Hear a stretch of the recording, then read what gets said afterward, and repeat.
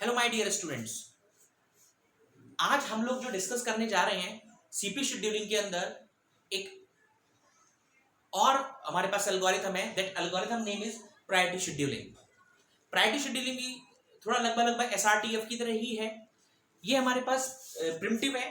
तो प्रिमिटिव के अंदर हम लोग क्या करते हैं, हम एक स्लॉटेड टाइम ले लेते हैं, उस टाइम के ड्यूरेशन में प्रोसेस को एग्जीक्यूट कर देते हैं। ये नॉन प्रिमिटिव की तरह नहीं है कि अगर एक बार सीपीयू को कोई प्रोसेस दे दिया तो वो तब तक एग्जीक्यूट होगा जब तक कंप्लीट नहीं होता। उसमें ऐसा नहीं है। इसमें सिंपल से हम लोग वन वन करके एग्जीक्यूट कर लेंगे। आइए देखते हैं कैसे सॉल्व करते हैं इसको। हम इसके लिए एक गैंग चार्ट बनाएंगे, जैसे हमने पहले जो एल्गोरिथम करी उसमें भी बनाया था हम लोगों ने। ठीक है, गैंग चार्ट बना लेते हैं। इसके लिए हम लोग गैंग चार्ट से सॉल्व करते हैं हम सारी एल्गोरिथम। कोई भी प्रोसेस स्टार्ट करते हैं हम लोग जीरो से स्टार्ट करते हैं, ये चीज आपको पहले से ही पता है, जीरो से। तो आप P1 प्रोसेस देखिए, जीरो पे अराइव हुआ है, उसका बर्स्ट टाइम है 5। देखिए ये नॉन प्रिमिटिव नहीं है, मैं एक साथ 5 नहीं ले सकता हूं क्योंकि इन बिटवीन 1 2 3 4 भी आएगा। हो सकता है हाई प्रायोरिटी का कोई प्रोसेस और वो एग्जीक्यूट ना हो पाए, तो मैं ऐसा नहीं करूंगा, मैं 1 बाय 1 ही चलूंगा इसको लेकर। यानी कि 5 है, P1 प्रोसेस आया, मैंने क्या किया, इस P1 प्रोसेस में अराइवल टाइम 0 है, 5 बर्स्ट टाइम है, मैंने इसमें से ओनली 1 ले लिया। अगर मैं इसमें से 1 लेता हूं तो यहां पर क्या बन गया हमारा 4। उसके बाद हमारे पास आप देखिए 0 से 1 के बीच में क्या अराइव हुआ है, तो देखिए P2 प्रोसेस अराइव हो चुका है, 0 एंड 1, यानी कि P2 प्रोसेस भी अराइव हो गया है। उसका जो बर्स्ट टाइम है वो 4 है। ठीक है, तो यहां पर मैंने क्या करा, P2 के साथ भी एक 1 मैंने ले लिया यहां पर, और ये हमारा हो गया यहां पर 2, यानी कि 1 1 2। उसके बाद नेक्स्ट हमारे पास जो है 1 से 2 के बीच में क्या, देखिए 0 तो ऑलरेडी रेडी क्यू में है, 1 भी रेडी क्यू में है, 2 भी रेडी क्यू में आ गया है, यानी कि 2 का मतलब सॉरी P3 प्रोसेस, 2 तो उसका अराइवल टाइम है, P3 प्रोसेस भी हमारा रेडी क्यू में आ गया, तो इसको भी एग्जीक्यूट कर लेते हैं। यहाँ पे इसका सिर्फ बस टाइम ओनली 2 है, तो कोई प्रॉब्लम नहीं है। यहाँ पे मैंने P3 लिखा और यहां से भी मैंने ये बचा 1 और ये हो गया मेरा 3। Got it. अब आप देखिए 2 से 3 के बीच में कोई प्रोसेस रेडी क्यू में आया है, नहीं आया है, वही है पहले भी P1 P2 P3, पहले भी यही थे P1 P2 P3, क्योंकि कोई भी प्रोसेस अभी टर्मिनेट नहीं हुआ है, यहां से टर्मिनेट नहीं हुआ है। अब आप देखिए एक इंपॉर्टेंट बात कि P2 से 3 के बीच में कोई प्रोसेस अराइव नहीं हुआ है, लेकिन जो हुआ है वो 4 पे हुआ है, यानी कि अभी 1 का गैप है ऑलरेडी मेरे पास। तो हम क्या कर सकते हैं, P3 को एक बार और चला लेते हैं। इससे क्या होगा, P3 को चलाने से P3 टर्मिनेट भी हो जाएगा और यहाँ पर 4 अराइव भी हो जाएगा। Got it. तो हमने क्या करा कि देखिए वैसे तो अदरवाइज तो स्पेस गैप आ चुका है, लेकिन हम उस गैप को पूरा करने के लिए आप देख सकते हैं, तो P3 प्रोसेस का एक 1 प्रोसेस मैंने P3 को एक बार और एग्जीक्यूट किया, तो आप देखिए 3 के बाद यहां पर क्या हो गया 4, और ये मेरा प्रोसेस एक तरीके से देखा जाए तो P3 टर्मिनेट हो गया, कंप्लीट एग्जीक्यूट हो गया। और आप देखिए 3 to 4 के बीच में मेरा P4 प्रोसेस आ गया। अब मैं P4 प्रोसेस को एग्जीक्यूट कर सकता हूं, 1 1 करके एग्जीक्यूट कर रहा हूं, तो मैंने क्या करा यहाँ पे P4 4 1 5, यानी कि आप देखिए इसका तो सिर्फ 1 ही स्पेस था, ये P4 भी एग्जीक्यूट हो गया। Is it clear? Now I have only 2 processes, the P1 and P2 in a ready queue. P1 and P2 I have, क्योंकि P3 P4 टर्मिनेट हो चुके हैं। हम लोग अब देखते हैं कि यहां पर अब हम P1 की तरफ एक बार देखते हैं, तो P1 का जो बर्स्ट टाइम है वो 4 है, हम 1 1 लेके चल रहे हैं, यहाँ पर आप एक साथ भी लिख सकते हैं इसको। ठीक है, अब इसमें एक एक लेके चल रहे हैं। अब यहां पर क्या बचा है, अब आप देखिएगा यहां पर क्या बचा है 4 और यहां पर है 3 बर्स्ट टाइम, यहां पर 4 और यहां पर है 3। अब आप इसमें देखिए 4 और 3, अब इसमें यहां पर हम चेक कर लेते हैं कि सबसे ज्यादा प्रायोरिटी किसकी है, सबसे ज्यादा प्रायोरिटी किसकी है। तो देखिए 10 और 20, तो प्रायोरिटी किसकी ज्यादा हो गई 20, यानी कि P2 की प्रायोरिटी ज्यादा हो गई ना। तो मैंने यहां पर क्या करा, P2 को एग्जीक्यूट कर लिया। अब तो कंप्लीट ही एग्जीक्यूट कर लेते हैं इसको, कोई प्रॉब्लम नहीं है।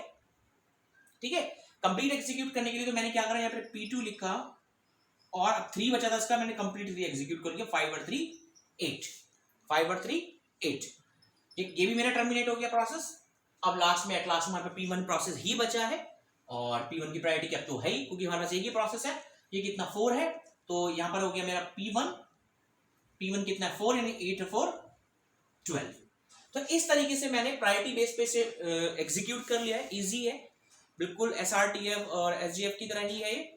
ठीक है, ये एल्गोरिथम सिंपल से इसका गैंग चार्ट कंप्लीट हो चुका है। अब आप देखिए, अब इसका गैंग चार्ट के अंदर मैं किस तरीके से कैलकुलेट करूंगा कि इसका कंपाइल टाइम क्या होगा, टर्न अराउंड टाइम और वेटिंग टाइम क्या होगा। अब आप देख सकते हैं P1 का मैं अगर यहाँ पर बात करूं आपके कंपाइल टाइम की, तो ये गलती मत करना स्टूडेंट्स कि P1 के नीचे यहाँ पे 1 लिखा है तो आप 1 इसका कंप्लीशन टाइम लिख देंगे। नो, P1 अगर आप देखें तो कंप्लीट यहाँ पर हुआ है 12 पे, क्योंकि P1 यहाँ पे कंप्लीट हुआ है, यहाँ कंप्लीट नहीं हुआ, क्योंकि यहाँ के बाद तो अभी बचा, तभी तो आगे चला है वो।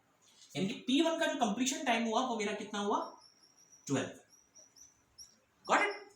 उसके बाद हम लोग करते हैं P2 का आप देखिएगा P2 यहाँ कंप्लीट हुआ है नहीं, P2 का कंप्लीट हुआ है यहाँ पर 8। उसके बाद हमारे पास P3 प्रोसेस, P3 कहां पे एग्जीक्यूट कंप्लीट हुआ है, P3 कंप्लीट हुआ है 4 पे, देखिए यहाँ पे तो नहीं हुआ, इसके बाद फाइनली यहाँ पर है 4। उसके बाद हमारे पास क्या है P4 एंड देन P4 तो एक ही बार में एग्जीक्यूट हो गया था, यानी कि ये P4 हमारा हुआ है 5। तो ये हमारा सा कंप्लीशन टाइम हम लोगों ने कैलकुलेट कर लिया है। Now calculate the turn around time. Turn around time का मैं पहले ही फॉर्मूला बता चुका हूं कि completion time minus arrival time, completion time minus arrival time.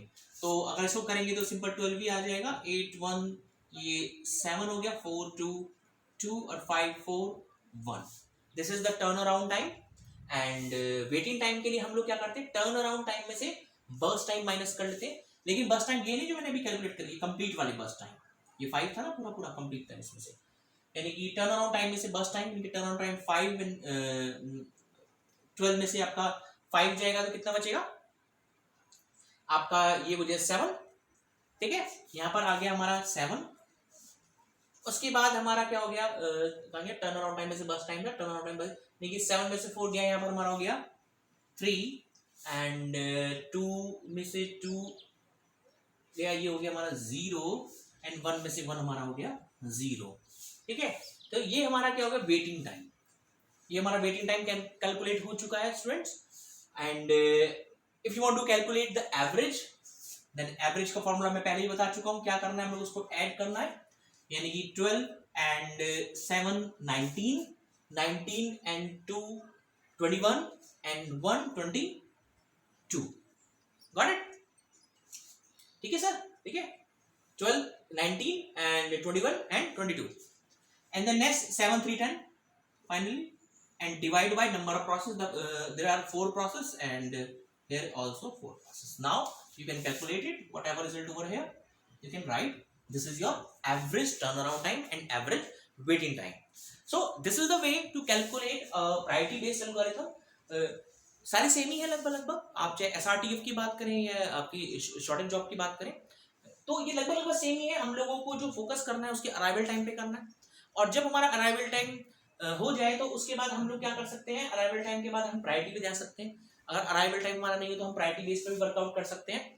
तो इस तरीके से अब देखिए प्रिमिटिव थी, तभी मैं बार बार बात कर रहा था कि मैंने एक क्वांटम टाइम दिया। क्वांटम टाइम क्या है, बार बार बोल रहा हूं, क्वांटम में एक पर्टिकुलर एक टाइम दे दिया कि बस ये 1 मिनट में ही एग्जीक्यूट होगा, फिक्स टाइम, इसको स्लाइस टाइम भी बोलते हैं।